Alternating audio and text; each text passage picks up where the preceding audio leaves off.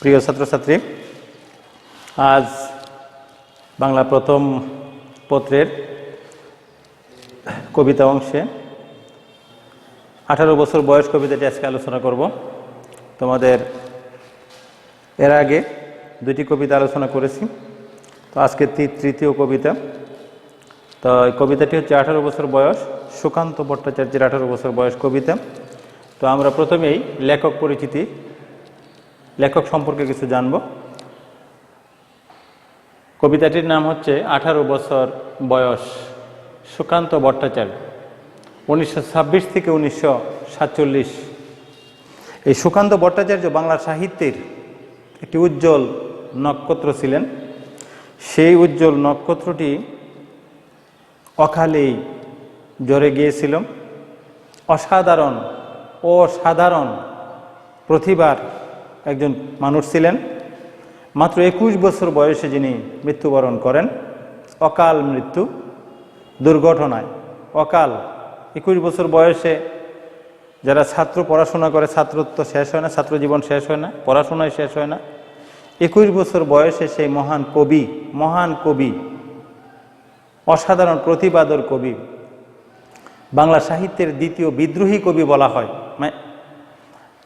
সুকান্ত ভট্টাচার্যকে। সেই সুকান্ত ভট্টাচার্য হচ্ছেন বাংলা সাহিত্যের দ্বিতীয় বিদ্রোহী কবি। আমাদের বিদ্রোহী কবি বললে আমরা বুঝি আমাদের জাতীয় কবি কাজী নজরুল ইসলামের নাম আসে। দ্বিতীয় বিদ্রোহী কবি হিসেবে আমরা জানি সুকান্ত ভট্টাচার্য। বাংলা সাহিত্য জগতে, কাব্য জগতের এক অসাধারণ প্রতিভাধর একজন মানুষ, যিনি মানুষকে খুব কাছে থেকে এই অল্প বয়সে এত সূক্ষ্মভাবে অনুভব করার মতো ক্ষমতা তার ছিল, যা নাকি অন্য কোনো লেখকের মধ্যে পাওয়া যায় না। এই অসাধারণ প্রতিভার একজন মানুষ।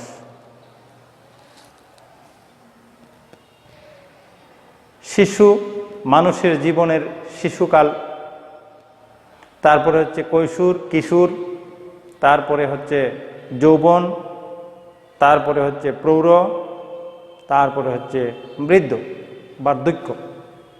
মানুষের জীবনের এই কয়টা কাল, মানুষের জীবনটাকে দীর্ঘদিন যদি মানুষ বেঁচে থাকে, তাহলে তার জীবনটাকে এই ধাপে ধাপে ভাগ করা হয়। শিশু, কিশোর, যুবক,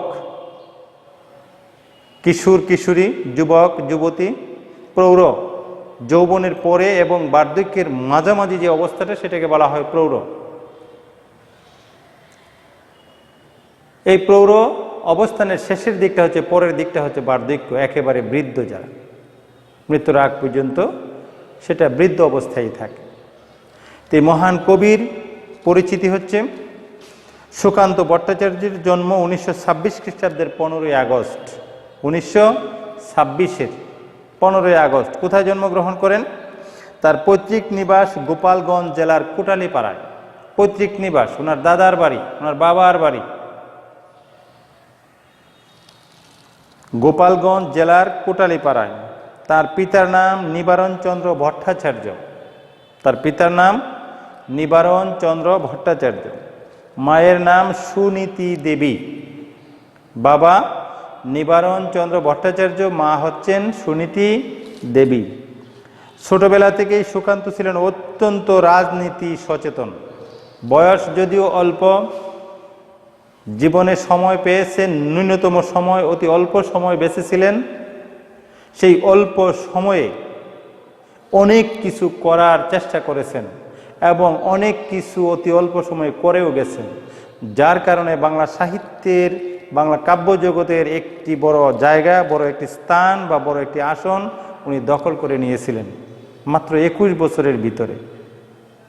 কল্পনাতীত, কল্পনার বাইরে। তিনি দৈনিক স্বাধীনতা এর কিশোর সভা অংশের প্রতিষ্ঠাতা ছিলেন। দৈনিক স্বাধীনতার কিশোর সভা অংশের প্রতিষ্ঠাতা ছিলেন এবং মৃত্যুর পূর্ব পর্যন্ত এর সম্পাদকের দায়িত্ব পালন করেছেন। পত্রিকাটা হচ্ছে কিশোর সভা। শিশু, কিশোর কিশোরীদের নিয়ে এই পত্রিকাটি চলত এবং তার উপর ভিত্তি করেই কিশোর কিশোরীদের লেখা নিয়ে এই পত্রিকাটি উনি সম্পাদনা করতেন সেই পত্রিকার সম্পাদক ছিলেন মৃত্যুর আগ পর্যন্ত। সুকান্ত তার কাব্যে অন্যায়, অবিচার, শোষণ, বঞ্চনার বিরুদ্ধে বিদ্রোহ, বিপ্লব ও মুক্তির আহ্বান জানিয়েছেন। ওই একই অবস্থা নজরুলের যে চিন্তা চেতনা, প্রতিবাদী কণ্ঠ, এটার সঙ্গে সুকান্তের আমরা অনেকটাই মিল পাই, অনেকটাই মিল পাওয়া যায়। অন্যায়ের বিরুদ্ধে প্রতিবাদ, অবিচারের বিরুদ্ধে প্রতিবাদ, শোষণ বঞ্চনার বিরুদ্ধে প্রতিবাদ, এই জিনিসগুলো উনি সোচ্চার কণ্ঠে উনি প্রতিবাদ করেছেন, কাজ করে গেছেন। বাংলাদেশের স্বাধীনতা যুদ্ধের সময়ে তার কবিতা মুক্তিকামী বাঙালির মনে বিশেষ শক্তি ও সাহস জুগিয়েছে। বাংলাদেশের স্বাধীনতা যুদ্ধ হয় 1971 সনে। উনি মৃত্যুবরণ করেছেন 1947 সনে। ওনার জীবদ্দশায় অতি অল্প সময়ের ভিতরে যে কবিতা লিখে গেছেন, মানবতার জন্য, মানুষের জন্য, মানুষের কল্যাণে, মানুষকে উদ্বুদ্ধ করেছেন, অনুপ্রাণিত করেছেন, সেই কবিতাগুলো অনুপ্রেরণা, অনুপ্রাণিত যে করেছেন, সেই কবিতাগুলোর যে প্রভাব পড়েছে বাংলাদেশের স্বাধীনতা যুদ্ধে, বাঙালি যুবক তরুণ যারা যোদ্ধা ছিলেন, যারা স্বাধীনতার জন্য, মাকে মুক্তি করার জন্য, মাতৃভূমিকে মুক্তি করার জন্য প্রাণপণে যুদ্ধ করেছেন, তাদেরকে তার কবিতা অনুপ্রাণিত করেছে। বাংলাদেশের স্বাধীনতা যুদ্ধের সময় তার কবিতা মুক্তিকামী বাঙালির মনে, মুক্তিকামী, আমরা চেয়েছিলাম একটি স্বাধীন সার্বভৌম বাংলাদেশ, যেখানে শোষণ, বঞ্চনা, নির্যাতন, নিপীড়ন থাকবে না। ছাড়পত্র তার বিখ্যাত কাব্যগ্রন্থ, সুকান্ত ভট্টাচার্যের বিখ্যাত কাব্যগ্রন্থ ছাড়পত্র। ছাড়পত্র কার বিখ্যাত কাব্যগ্রন্থ? শুনলেই বুঝতে হবে, সুকান্ত ভট্টাচার্যের বিখ্যাত কাব্যগ্রন্থ ছাড়পত্র। তার অন্যান্য কাব্যগ্রন্থের মধ্যে আছে ঘুম নেই, পূর্বাভাস, অন্যান্য রচনার মধ্যে আছে মিটে করা, অভিযান, হরতাল ইত্যাদি। তিনি ফেসি বিরোধী লেখক শিল্পী সংঘের পক্ষে আকাল নামে একটি কাব্যগ্রন্থ সম্পাদনা করেন। ফেসি বিরোধী, ফেসি বিরোধী বলতে আমরা কি বুঝি? কথাটা কেমন মনে হয় যে ফেসি বিরোধী? উনি মানুষের অধিকার আদায়ের জন্য আন্দোলন করে গেছেন, কাজ করে গেছেন, কবিতা লিখে গেছেন। গণতন্ত্রকামী একজন মানুষ ছিলেন। মানুষের কথা বলার অধিকার থাকতে হবে, অন্যায়ের প্রতিবাদ করার অধিকার থাকতে হবে, মানুষের উপর শোষণ, নির্যাতন, নিপীড়ন করা যাবে না। তো উনি ফেসি বিরোধী বাণী, পেশি শক্তি দিয়ে যারা জোরপূর্বক একনায়কতন্ত্র, এরকম মানসিকতা নিয়ে যারা দেশ পরিচালনা করতে চায়, সমাজ পরিচালনা করতে চায়, তাদের বিরুদ্ধে উনি, অন্যায়ের বিরুদ্ধে উনি কথা বলতেন। এই জন্য বলা হচ্ছে তিনি ফেসি বিরোধী লেখক শিল্পী সংঘ, এরকম একটা সমিতি ছিল যারা প্রতিবাদী কণ্ঠ, লেখক শিল্পী সংঘের আকাল নামে পক্ষে আকাল নামে একটি কাব্যগ্রন্থ সম্পাদনা করেন। আকাল নামে একটি কাব্য গ্রন্থ সম্পাদনা করেন। এই যে সংক্ষিপ্ত পরিচিতি আমরা পাই সুকান্ত ভট্টাচার্যের, আসলে সেটা সংক্ষিপ্ত নয়, অনেক বড়, অনেক উঁচু মাপের একজন মানুষ ছিলেন উনি। অসাধারণ মেধা শক্তি এবং মানুষের দুঃখ কষ্ট, মানুষকে বুঝার মতো শক্তি তার খুব বেশি ছিল, অনেক গুণে বেশি ছিল। একজন মানুষ 50, 60, 70, 80 বছর, 90 বছর বেঁচে থাকলেও যা করতে পারে না, সুকান্ত ভট্টাচার্য তার সে অনেক গুণ বেশি করে গেছেন মাত্র 21 বছর বয়সে। কৈশোর থেকে বা কিশোর থেকে যৌবনের যে পদার্পণ, এই যে সময়কাল বা সময়টা, সেই সময়টা যে একটা মানুষের জন্য কত কঠিন, কত গুরুত্বপূর্ণ, কত ঝুঁকিপূর্ণ, কত উন্মাদনার, সেটা উনি উপলব্ধি করেছেন নিজের জীবনে মাত্র 21 বছর বয়সে। আর এই কৈশোর থেকে যৌবন, এই যৌবন কাল, যৌবন জাতি, সমাজ, পৃথিবীকে যা দিতে পারে তা অন্য কোনো বয়সের মানুষরা দিতে পারে না। একজন তরুণ, একজন যুবক, তার মনের যে তেজ, মনের যে চেতনা, তার শারীরিক যোগ্যতা, দুইটা মিলে যে অবস্থা তৈরি হয়, অন্যায়ের বিরুদ্ধে প্রতিবাদী কণ্ঠ, তাদের মুখ থেকেই সেই প্রতিবাদ বের হয়ে আসে। তো এইরকমই একটি চেতনা তার মধ্যে ছিল এবং উনি এই কবিতাটি লিখে গেছেন 18 বছর বয়স। 18 বছর বয়স মানে এখানে চিহ্নিত করার চেষ্টা করছেন, বলার চেষ্টা করছেন যে মানে যৌবন, শিশু থেকে কিশোর, কিশোর থেকে যৌবন বা তারুণ্য। সেই যৌবন মানুষের মধ্যে যদি থাকে সত্যিকার অর্থে মানসিক যৌবন, সেটা শুধু শারীরিক যৌবন নয়।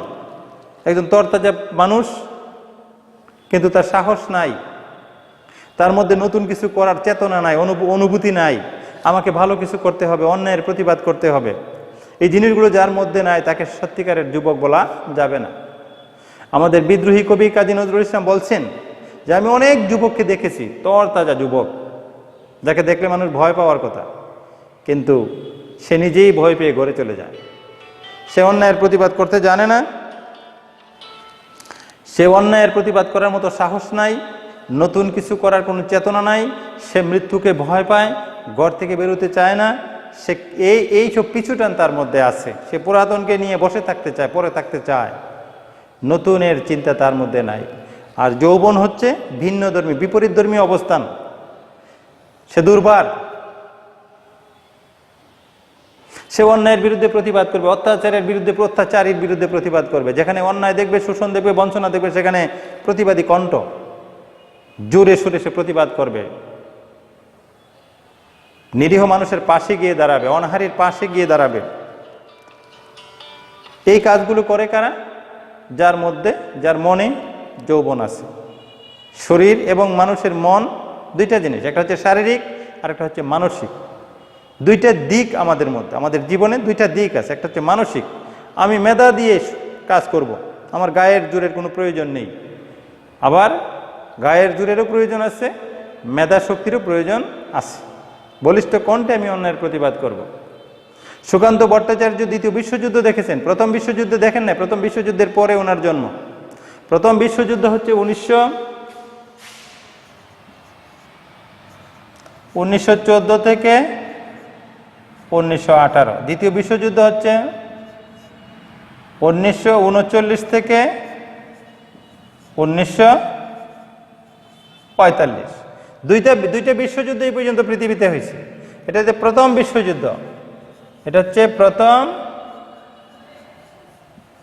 বিশ্বযুদ্ধ, আর এটা হচ্ছে দ্বিতীয় বিশ্বযুদ্ধ। প্রথম বিশ্বযুদ্ধ আর এটা হচ্ছে দ্বিতীয় বিশ্বযুদ্ধ। এই দ্বিতীয় বিশ্বযুদ্ধ পুরোটাই উনি প্রত্যক্ষ করেছেন। ওনার জন্ম 1926 থেকে 1947, 1945-এর পরে 47-এ উনি মারা যান, জন্ম 1926। এই সময়টুকুলো উনি প্রত্যক্ষ করেছেন যে ধ্বংসযজ্ঞ, যে ধ্বংসলীলা, কত মূল্যবান প্রাণ জ্বরে গেছে, মূল্যবান সম্পদ নষ্ট হয়ে গেছে, যেগুলো কোনো মানুষের পক্ষে ফেরত আনা সম্ভব নয়। এরকমই ভয়াবহতা উনি দেখেছেন, দেখে ওনার মনের মধ্যে দাগ কেটেছে। মানবতা কি জিনিস, মানুষের দুঃখ কষ্ট দেখে উনি কষ্ট পেয়েছেন, ওনার মনে নাড়া দিয়েছে। এই সুকান্ত ভট্টাচার্যের কবিতাটি আমি একটু সময় পড়ব। এই কবিতা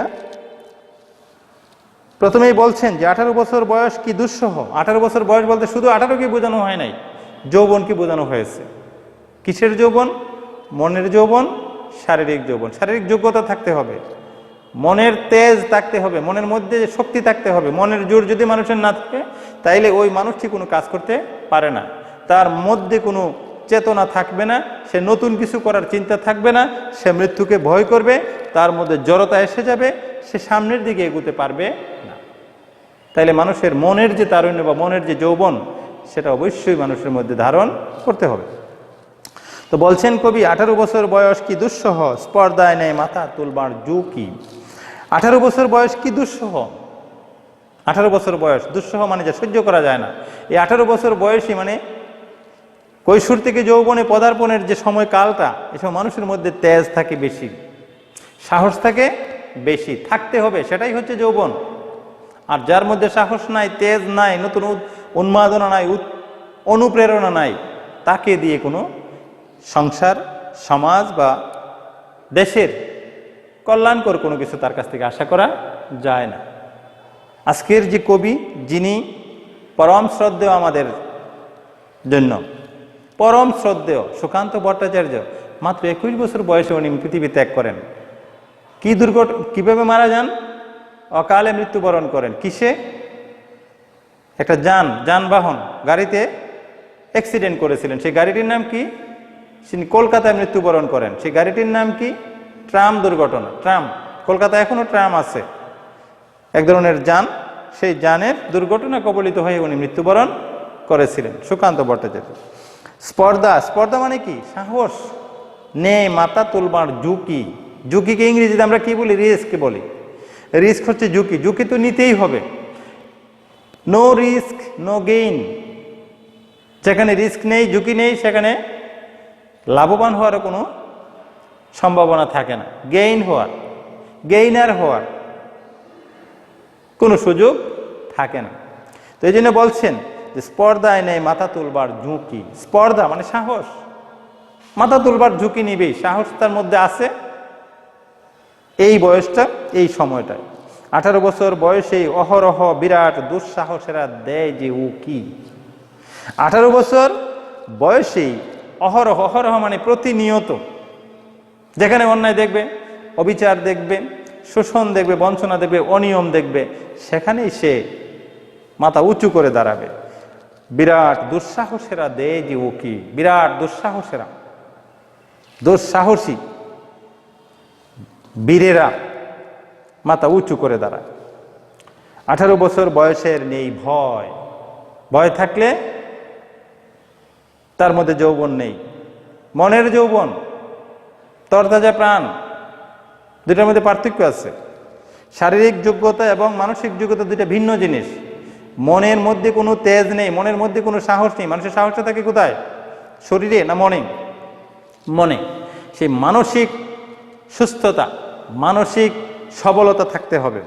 18 বছর বয়সে নেই ভয়, পদাঘাতে চায় ভাঙতে পাথর বাঁধা। পাথর বাঁধা কি বলছেন? 18 বছর বয়সে নেই ভয় মানে কি? যৌবনের কোনো ভয় থাকতে পারবে না। যদি ভয় থাকে তাহলে তার মধ্যে যৌবন নাই। কাজী নজরুল ইসলাম বলছেন যে ভীতু বা ভয় প্রাপ্ত যারা মানুষ, যারা ভয় পায় কাজ করতে গেলে, চলার পথে, তাদের মধ্যে যৌবন নাই, তাহলে ভয় থাকতে পারবে না। পদাঘাতে চায় ভাঙতে পাথর বাঁধা। লাথি মেরে কি ভাঙতে চায়? পাথর বাঁধা। পাথর বাঁধা বলতে কি বোঝানো হয়েছে? সমস্যা। সমস্যাকে মোকাবেলা করার মতো সাহস থাকতে হবে। বিপদ আপদে অগ্রণী ভূমিকা পালন করবে কারা? যুবকরা। কোন যুবক? যার মধ্যে মানসিক এবং শারীরিক যৌবন আছে। গুরুত্ব প্রদান করা হয়েছে কিসের উপরে? মানসিক, মনের যে যৌবন বা তারুণ্য, সেটার উপরে। এ বয়সে কেউ মাথা নোয়াবার নয়। মাথা নোয়াবার নয়। আমি কারো কাছে মাথা নত করব না। আমি একজন যুবক, আমি একজন তরুণ, তাজা প্রাণ, আমি কারো কাছে মাথা নত করব না। মাথা নত করা কোনো সবল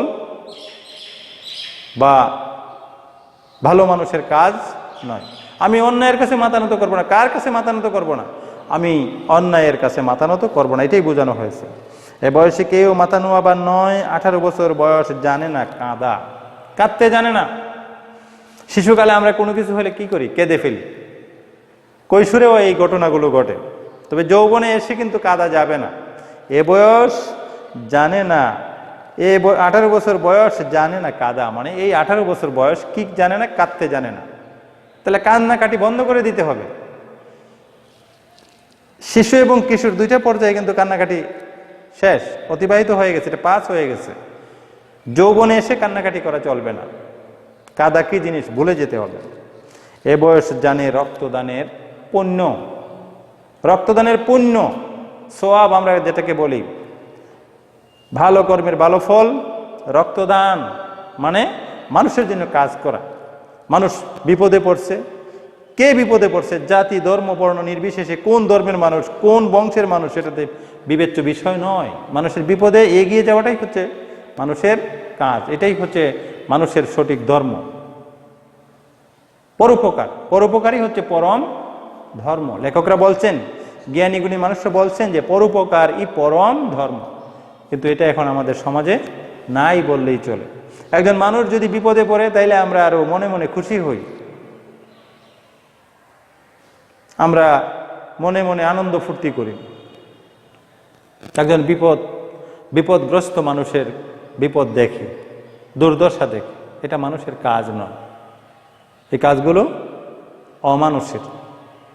মানুষ আজকে একজনের বিপদ দেখে আমি হাসলাম, কিছুক্ষণ পরেই বা ক্ষণকাল পরেই যে আমার বিপদ আমার ভাগ্যে আসবে না, আমার কপালে নেমে আসবে না, সেটাকে আমি বলতে পারবো?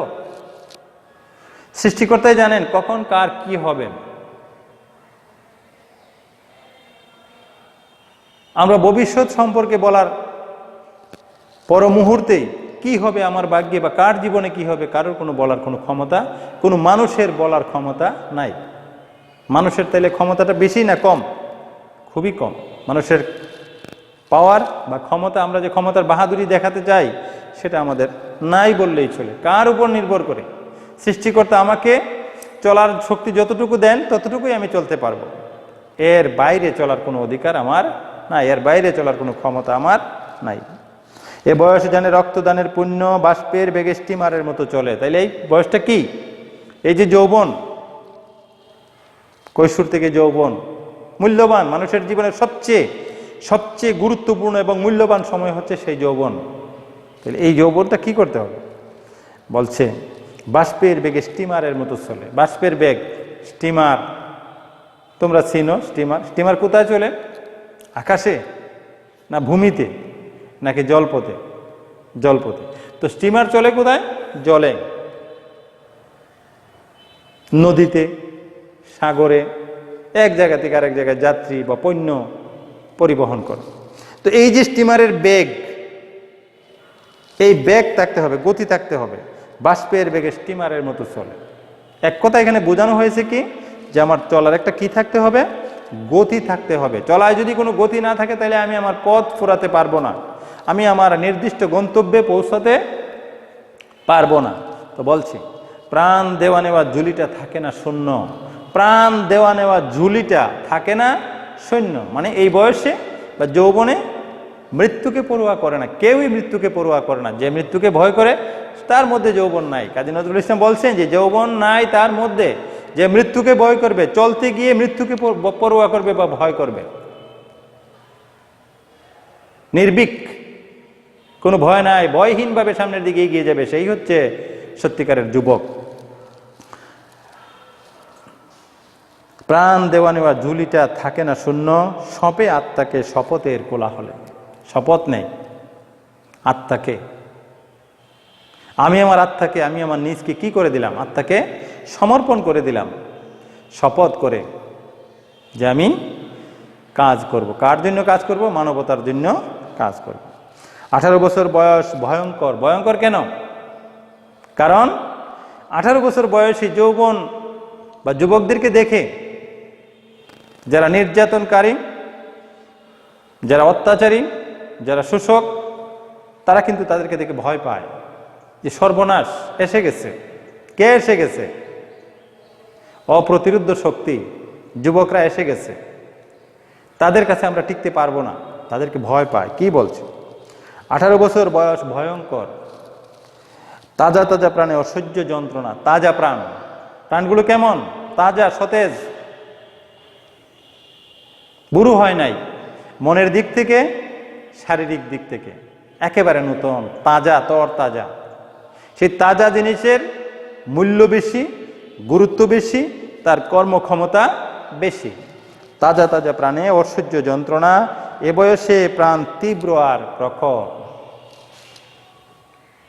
সূর্য যখন মাথার উপরে থাকে, দিনের বেলা সূর্য আমরা দেখি, দিনের বেলায় তো সূর্য থাকে না, রাতের বেলা সূর্য থাকে দিনের বেলা। সেই সূর্যটা তখন মাথার উপরে থাকে দুপুর 12টা, তখন সূর্যের তেজটা কেমন থাকে? প্রখর, তীব্র। সেই সূর্যের তেজের মধ্যে বেশিক্ষণ কিন্তু বসে থাকা যায় না, কাজ করা যায় না, টিকে থাকা যায় না, ছায়ায় যেতে হয়। তো তুলনা করা হয়েছে যে এ বয়সের প্রাণ তীব্র আর প্রখর, এ বয়সে কানে আসে কত মন্ত্রণা, কত কিছুই কানে আসবে। সাবধানে সচেতনভাবে এগুলোকে ডিল করতে হবে, কাজ করতে হবে, বুঝে শুনে পদক্ষেপ ফেলতে হবে, বুঝে শুনে সামনের দিকে এগুতে হবে, সাবধানে সতর্কতার সঙ্গে। তো এই কবিতার মূল কথা হচ্ছে কোনটা, যে সুকান্ত ভট্টাচার্য যা বলার চেষ্টা করেছেন, মাত্র 21 বছর বয়সে উনি যৌবনকে দেখেছেন, যৌবনের যে তেজ, যৌবনের যে নির্ভীকতা, যৌবনের যে দুর্বার যৌবন, এই যৌবন মানুষের জীবনের সবচেয়ে গুরুত্বপূর্ণ এবং দামি। এই সময়টাকে যারা সত্যিকার অর্থেই যারা কাজে লাগাতে পারবে তারাই হচ্ছে সফল, তারা পরিবারকে কিছু দিতে পারবে, সমাজকে কিছু দিতে পারবে এবং দেশের জন্য কিছু দিতে পারবে। তো এই জিনিসগুলোকেই এটা অনুপ্রেরণামূলক, যারা তরুণ, যারা যুবক, যারা কলেজ পড়ুয়া ছাত্রছাত্রী বিশ্ববিদ্যালয়ে যাবে কলেজ থেকে, তাদের উদ্দেশ্যেই তার এই অসাধারণ কবিতাটি। সেই কবিতাটির মর্মার্থ হচ্ছে এই। তো আজকে এই পর্যন্তই, খোদা হাফেজ।